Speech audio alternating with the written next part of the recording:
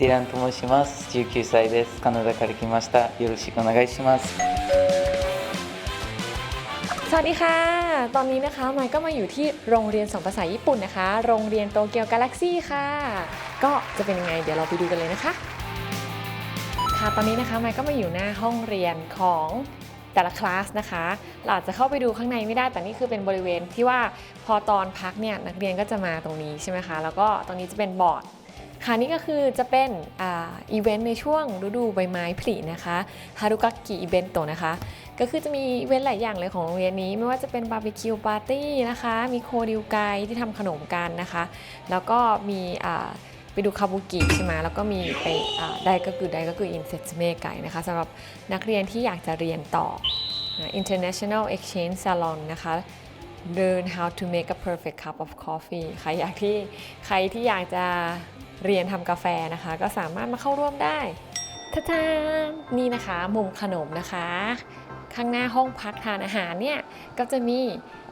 เครื่องจิโดคัมไบคินะคะคือขายเครื่องดื่มน้ำดื่มแล้วก็นอกเหนือจากนี้ยังมีขายขนมด้วยขนมญี่ปุ่นเต็มไปหมดเลยมีทั้งขนมปังพุดดิ้งโยเกิร์ตเต็มไปหมดนะคะสำหรับใครที่ไม่มีเวลาทำอาหารเช้าใช่ไหมโอนิกิริก็มีด้วยโอนิกิรินะคะข้าวปั้นค่ะต่อไปนะคะที่พักทานอาหารกลางวันนะคะหรือว่าพักเบรกนะคะตรงนู้นก็จะมีไมโครเวฟด้วยสำหรับใครที่อยากจะเอาเบนโตะมาจากบ้านเองนะคะแล้วก็มาอุ่นทานกันนะคะ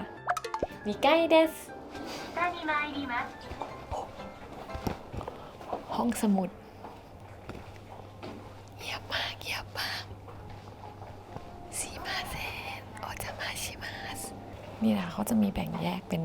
ห้องนะคะเป็นบล็อกให้สำหรับใครจะมาอ่านหนังสือเรียนหนังสือนะคะหรือค้นหาข้อมูลที่นี่ได้นะคะหนังสือภาษาญี่ปุ่นนะคะภาษาอังกฤษก็มีแฮร์รี่พอตเตอร์ตรงนี้ก็จะเป็นคอมพิวเตอร์นะคะสำหรับใครที่อยากจะเสิร์ชหาข้อมูลได้บรรยากาศห้องเรียนนะคะทุกคนตั้งใจเรียนกันอย่างขมักเขม้นมาก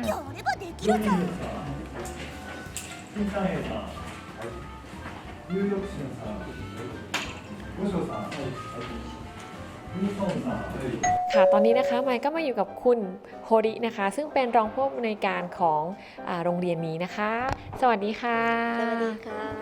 この学校の特徴を教えていただけますか。一言で言うと15、6カ国の学生たちが集まっています、それで、もちろんタイの学生さんもいますし漢字圏じゃない学生さんたちも大勢います。一番多いのはどこの国？一番多いのは韓国です。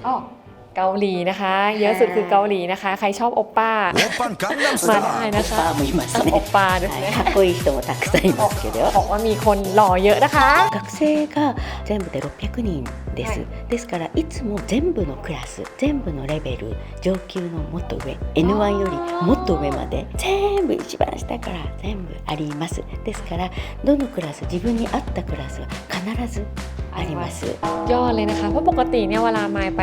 โรงเรียนอื่นเนี่ยส่วนใหญ่ก็คือคลาสสูงสุดก็คือจะเป็น N1 ใช่ไหมคะแต่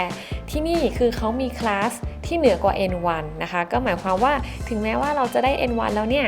อยากจะเรียนชั้นสูงไปกว่านี้ที่นี่เขาก็มีจัดให้นะคะแล้วก็มี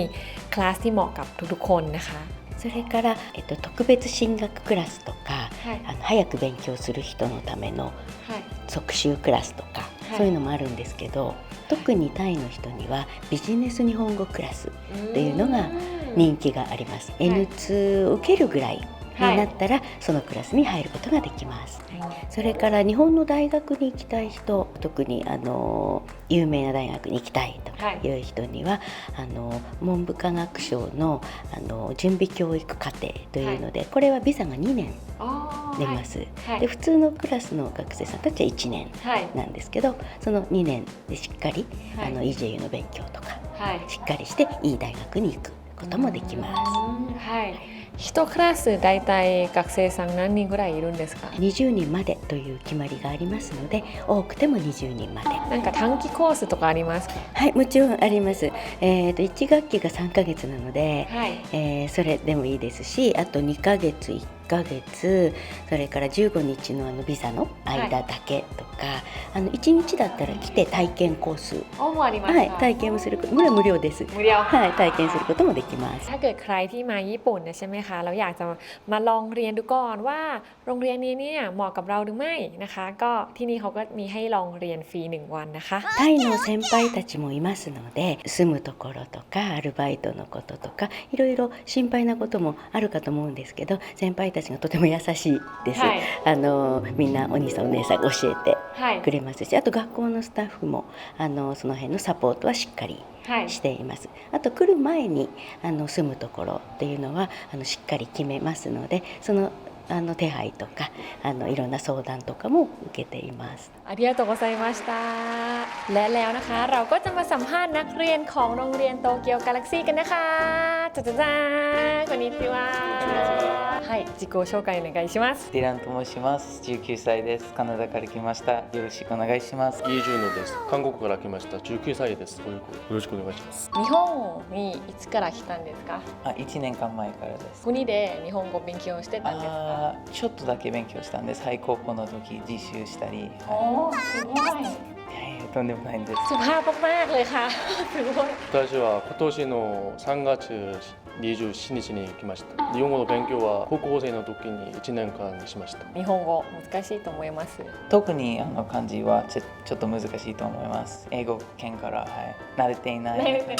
私も難しいと思います。なぜなら漢字とかは韓国ではたくさん使わないんですから。でも文法は一緒ですよね。はい、文法は一緒ですから簡単です。なんでこの学校を選んだんですか？ウェブサイトは英語で書いてあるし、英語は綺麗な英語、留学生に向けその学校を選びました。先生が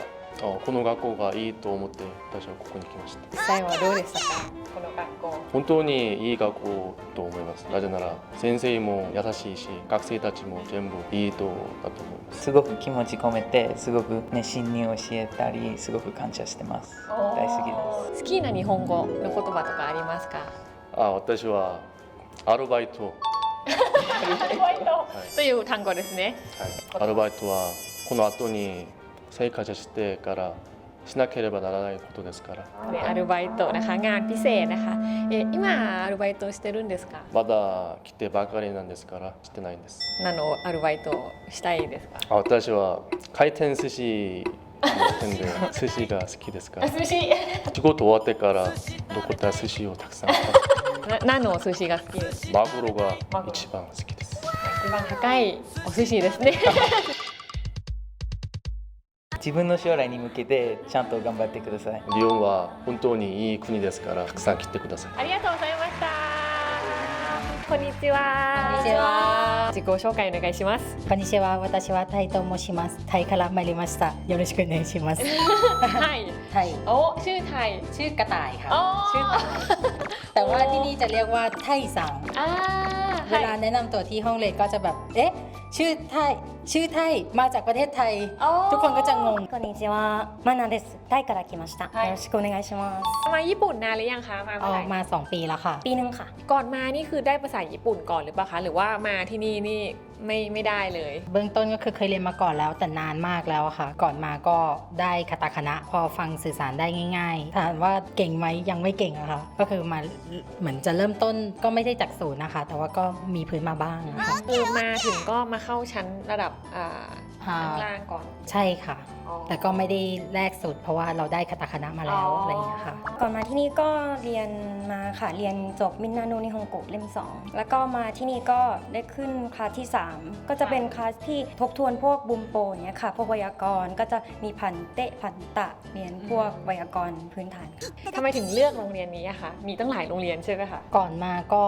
เลือกไว้หลายโรงเรียนเหมือนกันนะคะ เอาข้อมูลมาเปรียบเทียบกัน แล้วที่โรงเรียนนี้ค่ะเขาจะเด่นเรื่องวิชาเลือก เรียนทั้งหมด4 คาบ 2 คาบแรกจะเป็นวิชาหลักก็คือวิชาบุงโปอย่างเงี้ยค่ะ แต่ว่าพอ2 คาบหลังก็จะเป็นในส่วนของวิชาเลือก ก็คือวิชาเลือกก็จะมีหลายๆ วิชาค่ะ ให้เราเลือกได้ตามความถนัดของเราหรือว่าความสนใจของเราอะค่ะ ก็มีหลายๆอย่าง ก็เหมือน อย่างที่พี่ต่ายบอกก็คือที่โรงเรียนนี้มีวิชาเลือกให้เลือกเยอะค่ะแล้วก็ทำให้เรารู้สึกว่าเราสามารถพัฒนาความสามารถของเราได้อย่างตรงจุดคือเราสามารถเลือกว่าเราอยากจะเรียนอะไรด้านไหนอย่างเงี้ยค่ะเหมือนเราได้เรื่องการพูดอย่างเงี้ยค่ะก็จะมีคลาสไควะให้เรียนใช่ก็สามารถที่จะพัฒนาความสามารถของเราไปได้นะคะแล้วก็อีกอย่างหนึ่งคือคณาจารย์หรือว่าเจ้าหน้าที่อะค่ะเวลาเราสอบถามข้อมูลอะไรอย่างเงี้ยค่ะตอนที่อยู่ที่ไทยคือเขาให้ข้อมูลเราอย่างครบถ้วนอย่างเงี้ยค่ะแล้วก็เวลาอธิบายอะไรก็ยิ้มแย้มแจ่มใสนะคะดูเป็นมิตรกับเราก็เลยเลือกใช่ใจดีแล้วก็เลยเลือกโรงเรียนนี้ค่ะ ได้ทำไบค์กันหรือเปล่าคะพูดผิดทำงานพิเศษ ใช่ค่ะ ทำงานพิเศษกันหรือเปล่าคะ เมื่อก่อนทำแล้วค่ะแต่ว่าตอนนี้คือไม่ได้ทำแล้วค่ะ เอาเวลาไปเรียนมากกว่า ใช่ค่ะ ค่ะทำค่ะ คิดว่าถ้าเกิดคนที่มาเรียนที่เนี่ยค่ะทำไว้จะดีกว่า เพราะว่ามันจะได้ฝึกฝนการพูดของเรา แล้วก็ทักษะการฟังเหมือนบางทีอะค่ะ สิ่งที่เราเรียนในห้องกับสิ่งที่อยู่ข้างนอกไม่เหมือนกัน มันจะมีคำใช้ที่เอาไว้พูด เป็นคำศัพท์ที่เอาไว้พูดอะค่ะกับคำศัพท์ที่เรียนในห้องมันก็จะ บางทีอาจจะไม่เหมือนกันอย่างเงี้ยค่ะอย่างเช่นถ้าเราได้เจอลูกค้าเราอาจจะต้องมีการใช้เคโกะซึ่งแล้วถ้าเราคุยกับเพื่อนๆในห้องเราก็อาจจะแบบไม่ค่อยได้ใช้ตรงนี้ใช่ไหมคะก็คือแบบถ้าเราได้มีโอกาสทำใบก็คือเราได้มีโอกาสได้ใช้เรื่องเคโกะแล้วเราได้สามารถเรียนรู้ว่าคนญี่ปุ่นเขามีวิธีการทำงานยังไง นอกเหนือจากภาษาแล้วยัง ใช่ เรียนรู้เกี่ยวกับ วัฒนธรรมการทำ งน ใช่ค่ะ ถามอีกข้อหนึ่งนะคะ มีภาษาญี่ปุ่นคำไหนที่ชอบแล้วก็อยากจะแนะนำให้น้องๆที่ดูอยู่ได้ทราบกันไหมคะ มีค่ะคำแรกที่มาที่นี่เลยที่ได้ยินที่นี่ที่แรกคือลงมาที่ญี่ปุ่นนะคะไปคือยังซื้อของ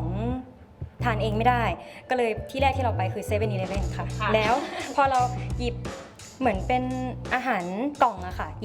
ยิบเข้ามาแล้วก็ให้พนักงานพูดว่าชิงชิมัสกะ